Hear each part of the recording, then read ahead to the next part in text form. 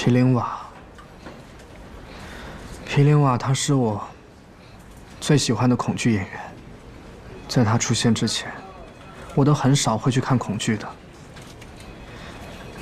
1年前还是舞台上的罗摩王子，1年后就死在了荒郊野外。还是吸毒过量而死。生命真的就像流星一样，转瞬即逝，实在是太无常了。赶紧说正事儿。怪不得有几次夜里回家觉得瘆得慌，总感觉有人跟踪我。原来是真的。这个我可以为金陵作证，他有一次还把我误认成跟踪他的人呢。仅仅是跟踪吗？有没有做一些其他的？没有啊，不然的话我不可能意识不到啊。从什么时候开始的？从景天回国不久就开始了。问题是，他干嘛要跟踪我呀？是你不知道，我们也不知道呀。还是他爱上你了？或者说，他是不是对你有什么企图呢？你这么说就有点离谱了。那怎么了？其实真的有这个可能。皮林瓦他毕竟是搞艺术的出身，心思特别细腻，这样的人感情丰富也很正常。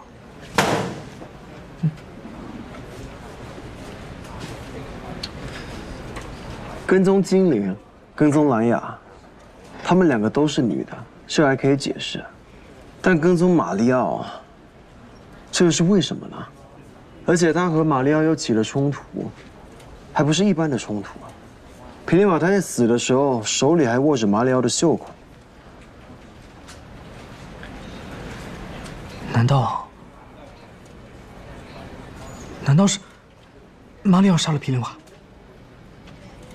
怎么可能？他为什么呀？马里奥为什么要和皮林瓦起冲突啊？就算起冲突就会杀人吗？堂堂一个法医杀一个流浪汉。哦，对不起，我没有轻视流浪汉的意思，但是这确实说不通啊。可能是马里奥爱上你了呗，然后发现皮林瓦跟踪你，他担心皮林瓦会威胁你，就和皮林瓦起冲突了呗。起冲突之后，发现皮林瓦这个人很危险，就把他给杀了。你这脑回路怎么进警局的？我跟你说，我这个人分析案子不一定在行，但看这方面就没有错过。我敢打赌，马里奥肯定爱上了你。我见过马里奥，看你的眼神，100%是。喂，这有什么奇怪的？早就看出来了。再说了，喜欢精灵不是很正常吗？你不喜欢？喜欢。谢谢。老实说啊，其实我也觉得他们俩之间真的不是一般的冲突。你没看监控视频里，皮林瓦对马里奥都动刀子了吗？皮林瓦对马里奥动刀子，不代表马里奥就会对皮林瓦动刀子，就会杀人啊。他完全可以报警控制住皮林瓦呀。这就是问题的所在。马里奥他为什么不报警呢？没来得及。偶发事件，甚至是误会，不值当报警。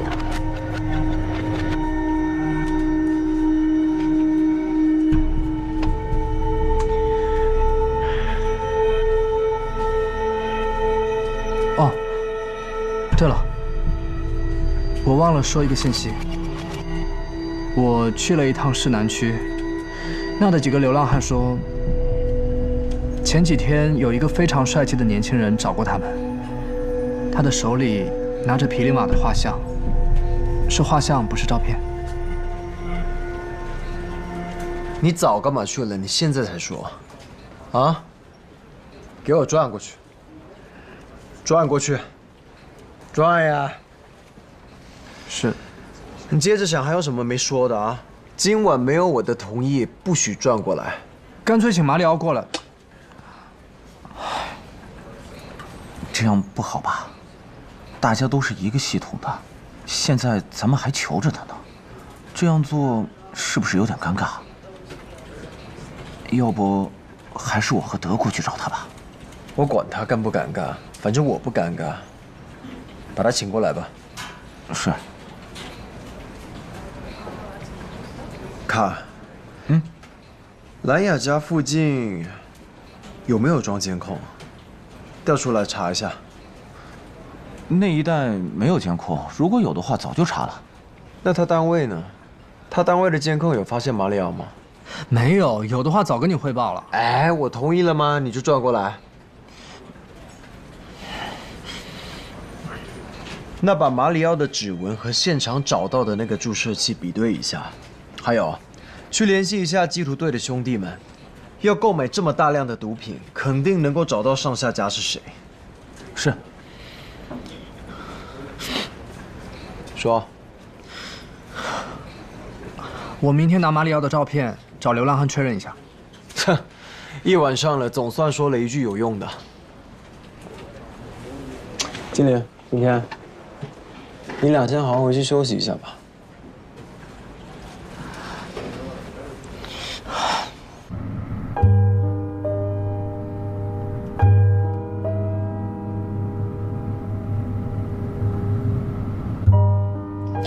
你先什么都不要想，今天晚上我陪你，而且我保证，以后再也不会让你一个人走夜路。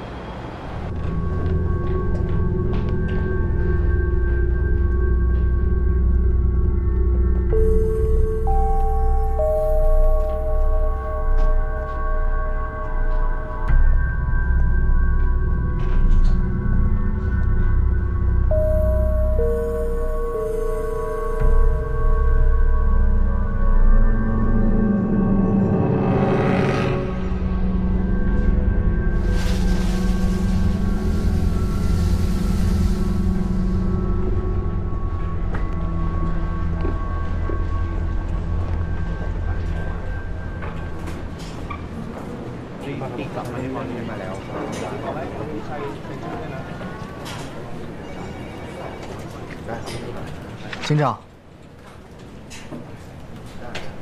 兰雅回不来了。什么意思？从兰雅办公室提取的物证比对结果已经出来了。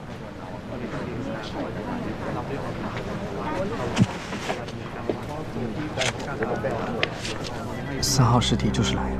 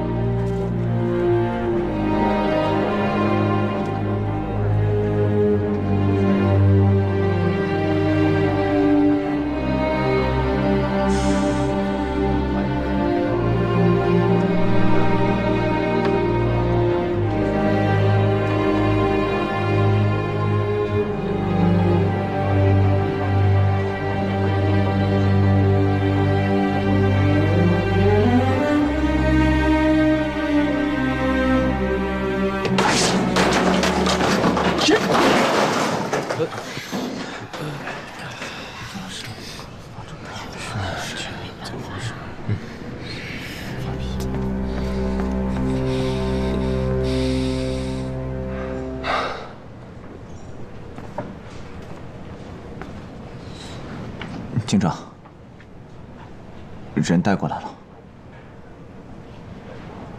给我带到询问室。啊，这合适吗？知道了。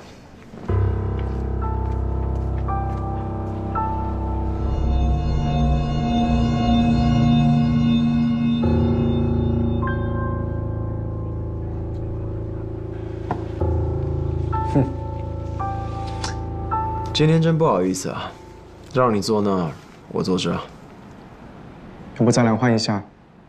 不行啊，我兄弟看着呢。昨天晚上你跑到哪去了？怎么都联系不上你啊？对不起啊，今天听经理说你们要重新检查3号尸体，我昨晚在家吃了安眠药，睡着了。吃安眠药了？怎么了？休息不好？我一直都休息不好。我还以为你得罪谁了，心理压力大。别闹了，是颈椎问题。再说了，要得罪，那是别人得罪我吧？那你说说，有什么人得罪过你？那些小事就别提了。我们有话直说吧。你们不是还在等着我的实验报告吗？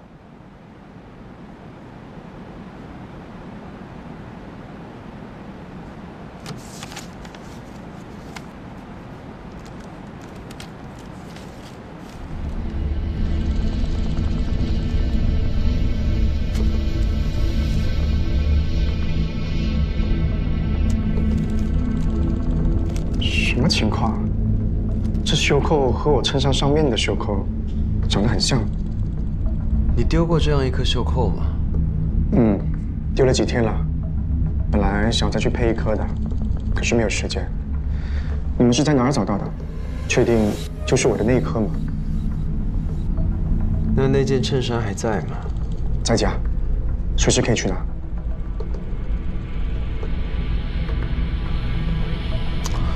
这个袖扣是在一个死人的手里找到的。死人？谁啊？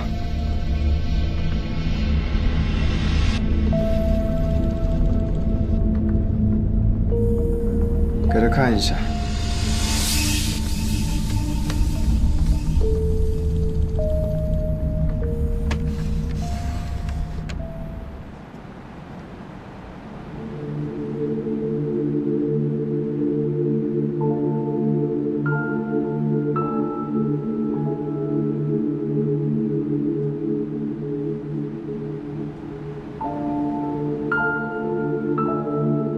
你的胸怀比我以为的还要宽阔啊！都拿刀逼你了，你还觉得无所谓？一个流浪汉而已，何必跟他一般见识？再说了，报了警又怎么样？把他关起来几天，再把他放了，这不是浪费警力吗？等一下。你是说，他死了？死了。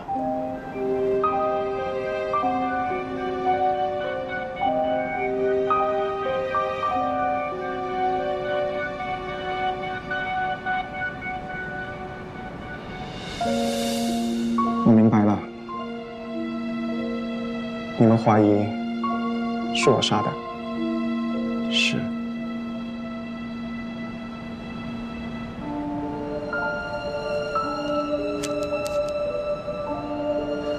这个地方，我还是第一次进来，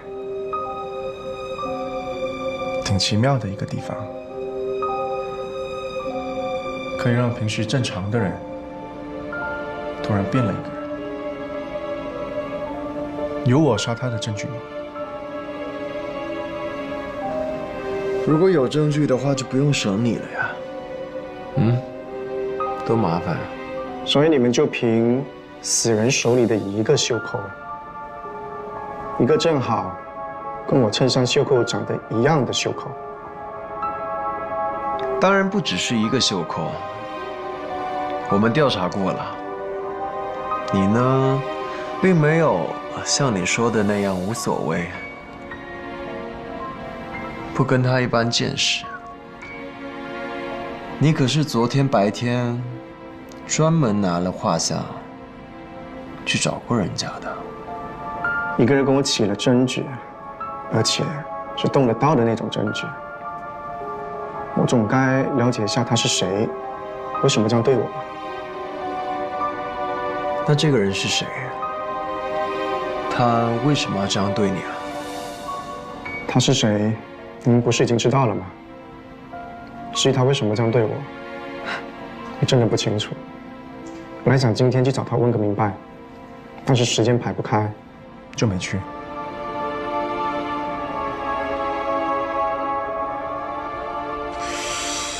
唉，你看啊，你和他起了冲突，还是动刀子的冲突，然后那个人就死了。死的时候呢，手里还拿着一颗袖口，和你衬衫上的一样的袖口。如果你是我，你会怎么想？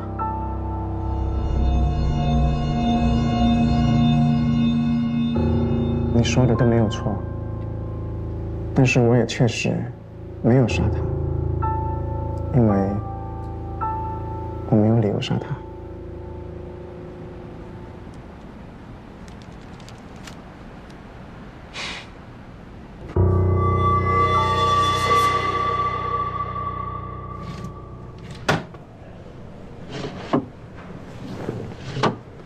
警长，我就知道你这个时间该饿了。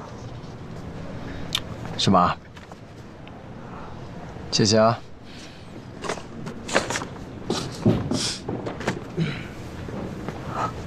谢谢。哦，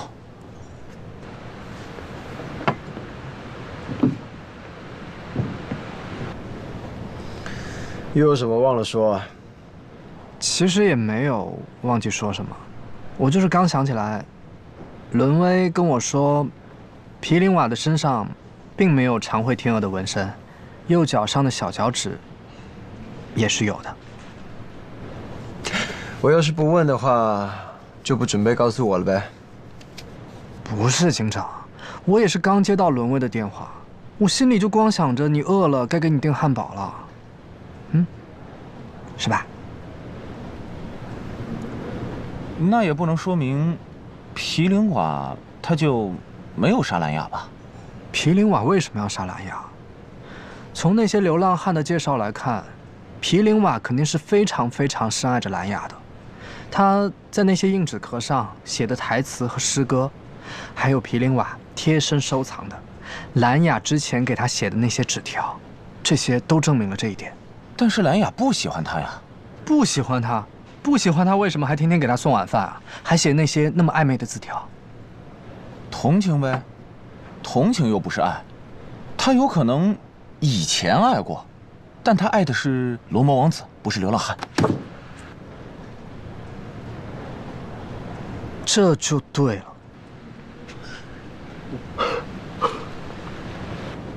这句话你倒是学会了啊。如果是情杀的话，有可能是这样的：毗邻瓦还当自己是罗摩王子，但是兰雅却已经不爱他了。毗邻瓦实在无法接受这一点，他还想着控制兰雅，然后就开始跟踪兰雅，还总是去骚扰兰雅。兰雅不从，他就由爱生恨。吸毒的人一般都容易情绪失控，在冲动之下，毗邻瓦就残忍地杀害了兰雅。这样的推断似乎也是成立的，是吧？对不对？因为这个，他就虐待兰雅嘛，还放火烧死了他。警长，如果毒瘾上来了，什么事情干不出来啊 OK， 假如是毗邻瓦杀了兰雅，那他为什么又要自杀呢？可能是杀了兰雅之后反应过来了，就畏罪自杀了。那他为什么要跟踪精灵呢？也想追求精灵呗？不，这个实在是有点不沾边。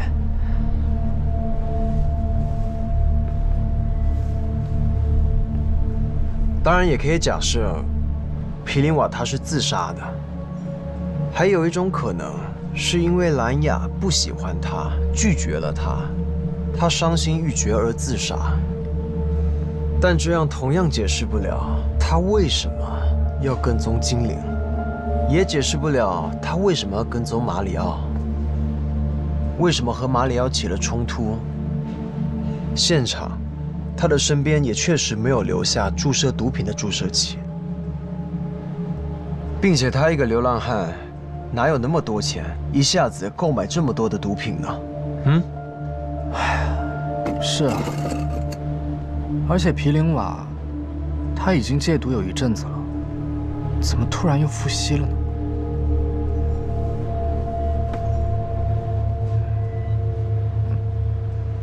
怎么了？你是怎么知道的？皮林瓦戒毒有一段时间了。我听那几个流浪汉说的，他们告诉我，说皮灵瓦一直在坚持戒毒。那些写着第几天的集市贴，就是兰雅写的鼓励他的话，让他坚持下去。你再想想，还有哪些你忘了说？没了。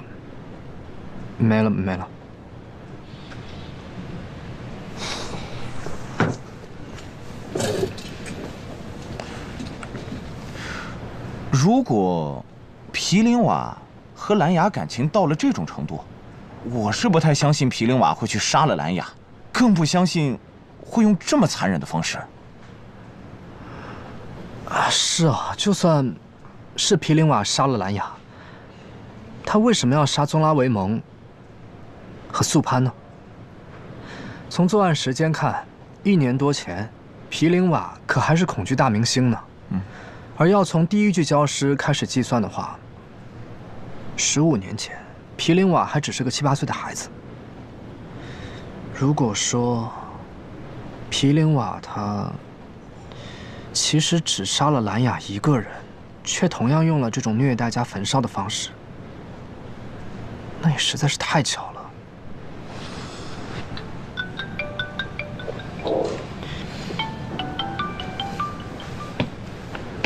喂，你好。好的，我知道了。警长，那个针管的检测报告已经出来了，没有马里奥的指纹和生物信息，只有皮灵瓦的。从证据上来看，应该是皮灵瓦注射毒品所用的针管。哦，还有，不知道为什么他们检测出来，发现针管上有相当量的蚂蚁信息素。蚂蚁信息素？是的。看来今天的课是又上不了了。我现在就打电话给他。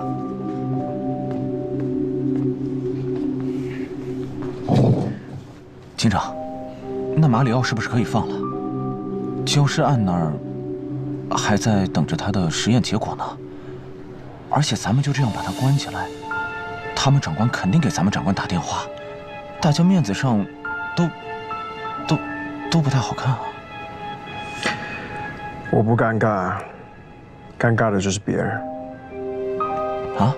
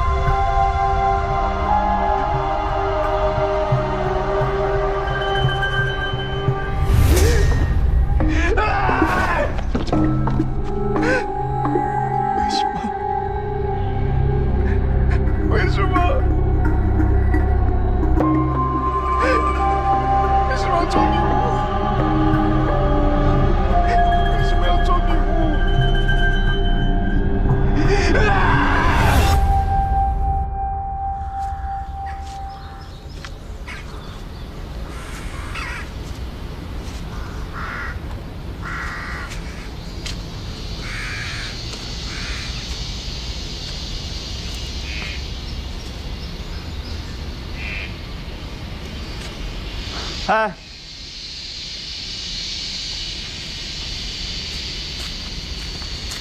怎么了？你们看，这有个蚂蚁窝。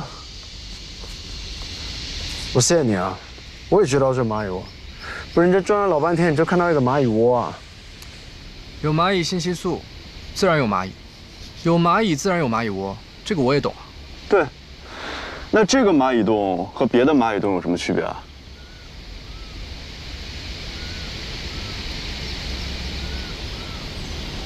有什么区别啊？对，有什么区别啊？我问你啊。你懂你还问我？哎，对不起。这是一个弓背蚁的蚂蚁窝，通常一个蚂蚁窝里大概会有8000只左右的蚂蚁，但这个蚂蚁窝目测数量应该还不到一半。等等，你连蚂蚁都能数得过来？你先听他说。那些蚂蚁，那么大数量的蚂蚁都跑哪儿去了呢？你们跟我来。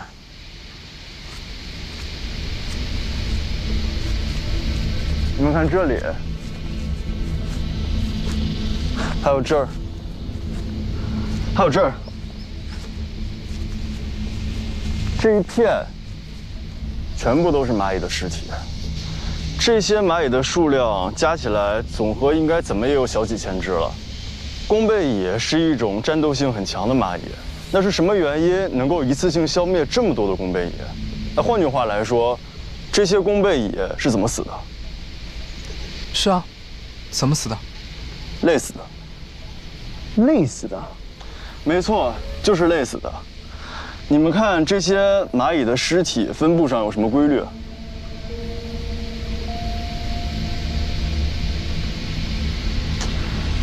蹲着看反倒看不清楚，站起来。从那儿到那。哦，这些死亡的蚂蚁是不是都是冲着同一个方向，分布成了一个圆形？而这个圆形的核心呢，就是那儿。尸体发现的地方。对，正是皮林瓦尸体被发现的地方，距离这里差不多有15米左右。然后我们沿着这个圆圈再往下走。你们看，针管被发现的位置就是在以尸体发现点为圆心、半径15米左右的圆圈上。所以呢？所以我先问你个问题：针管被发现的时候埋得有多深啊？2厘米左右。那就对了。怎么又对了？啊？怎么就对了？我怀疑皮林瓦不是他杀，而是自杀的。自杀？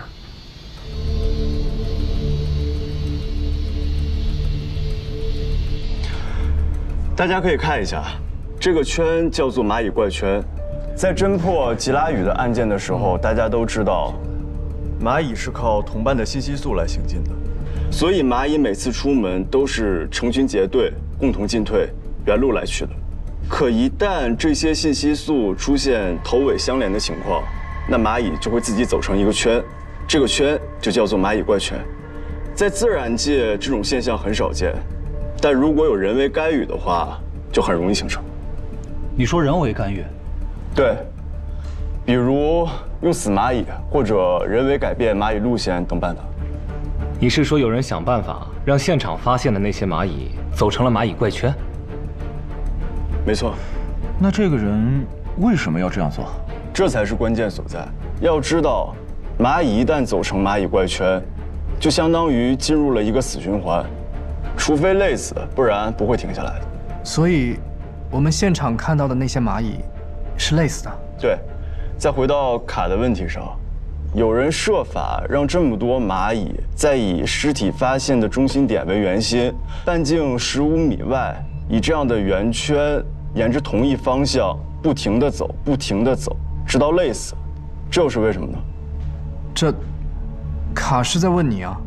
考虑到在现场发现的那根注射针管正好就在这个怪圈上，并且土埋的又很浅，而且从这根针管上又找到了现场蚂蚁的信息素，所以我高度怀疑，这个人搞这样一个蚂蚁怪圈，就是为了埋这根针管。想想看啊，虽然一只弓背蚁的重量很轻，但数千只弓背蚁不停的、不懈的转着圈，而且每一只弓背蚁都会踩到这根针管。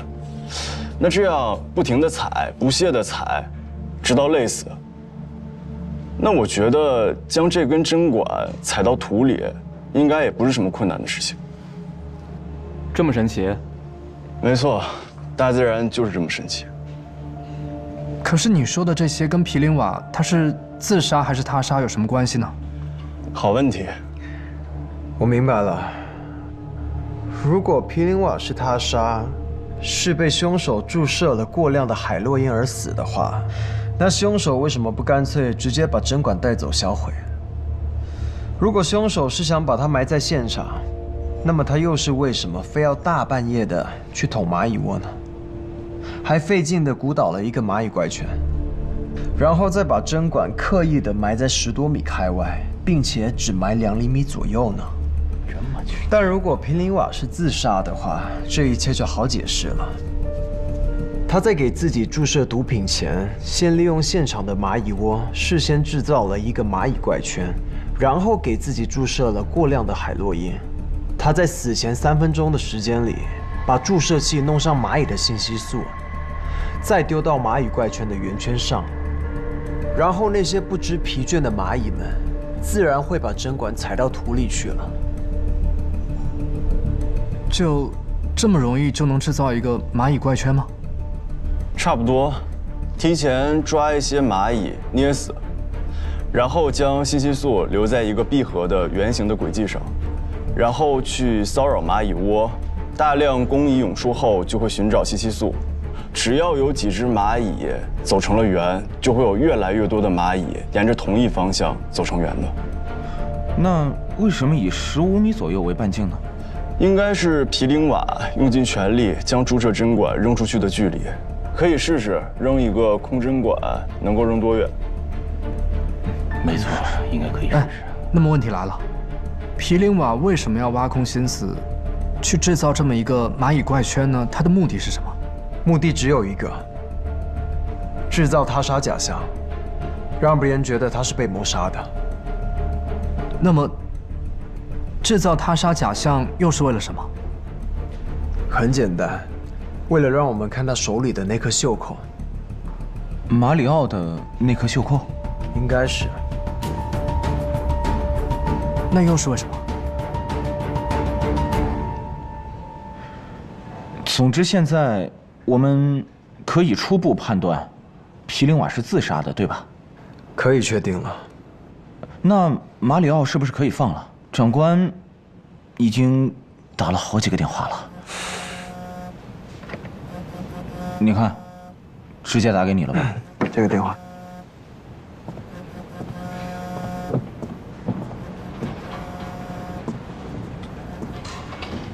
Hello。哎，毗邻瓦怎么就会想到用蚂蚁怪圈来制造他杀现场呢？这个我就不知道了。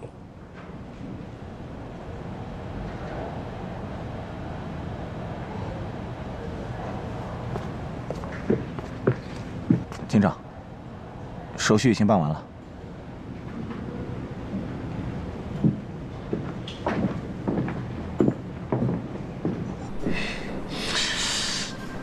要谢谢你配合我们的工作。昨晚实在是不好意思啊。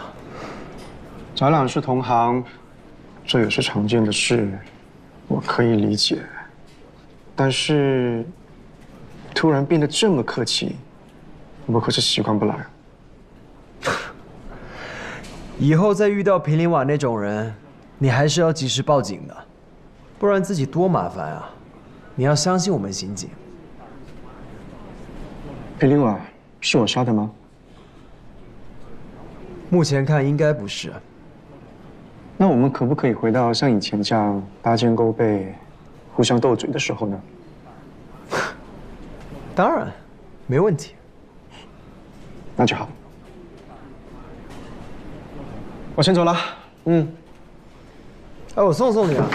哎，对不起。哎，对不起。疼不疼啊？疼不疼？疼吗？你说呢？砸你试一试。会不会肿啊？不够的。你先坐一下。严重吗？要不要送你去医院看一下？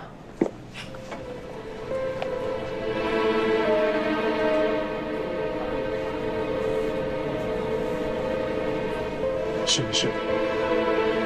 你这笨手笨脚的性格，什么时候可以改？笨手笨脚怎么了？这说明我还小，还在青春期。哎，这2天我请你吃饭吧。算了，你只有请女生吃饭的时候是认真的。哎呀，真的，我是认真的。现在去吃嘛，好不好？没事吧？对不起。哦，对了，还有一件事，以后你能不能离金陵远一点？毕竟她是我兄弟的女朋友，啊？感情这回事儿，不是自己说了就算的。你不懂。好好的，怎么突然认真了呢？啊？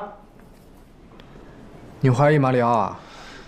别胡说，要是怀疑他，我就不会放了他了。你看啊，马里奥首先是个男的，这没错吧？其次呢，他是德国留学的法医、昆虫学博士，所以他肯定是非常懂昆虫的，对不对？呵，你能不能说点我不知道的？还有一点，难道你不觉得吗？马里奥其实一直都挺神秘的，总是独来独往不说，到现在他家在哪我们都不知道。他好像从来就没有邀请过咱们去他家玩，而且他老家在哪儿，他父母家人是谁，我们好像都不知道。最重要的一点就是，我们大家好像从来没有见过他的女朋友。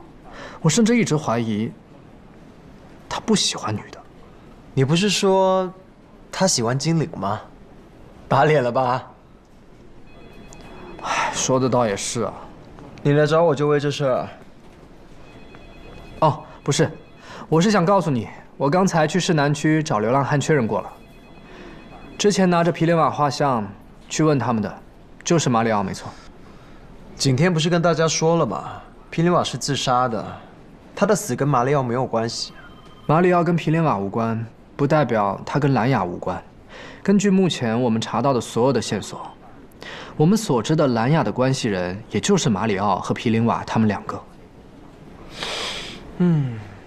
说得好。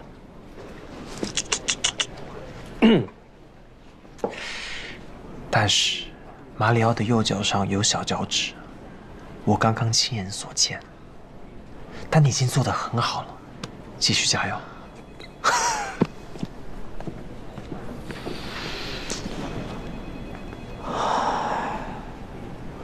好吧，好吧，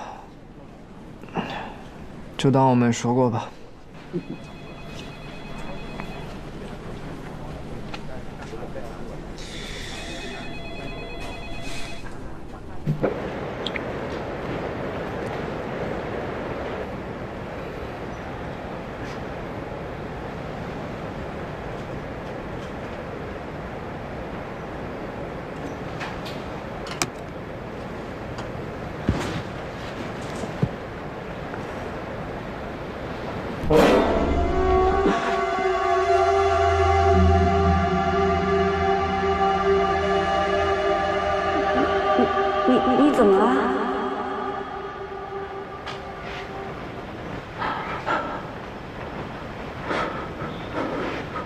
没怎么。丽莹第3龄的比对已经完成了。哦，利用隐类来计算实验间隔，是我们实验室重要的实验项目，你要盯紧一点。还有，兰雅的死亡时间的报告已经做好了，等你签完字就可以发给瓦拉里洛了。我马上签。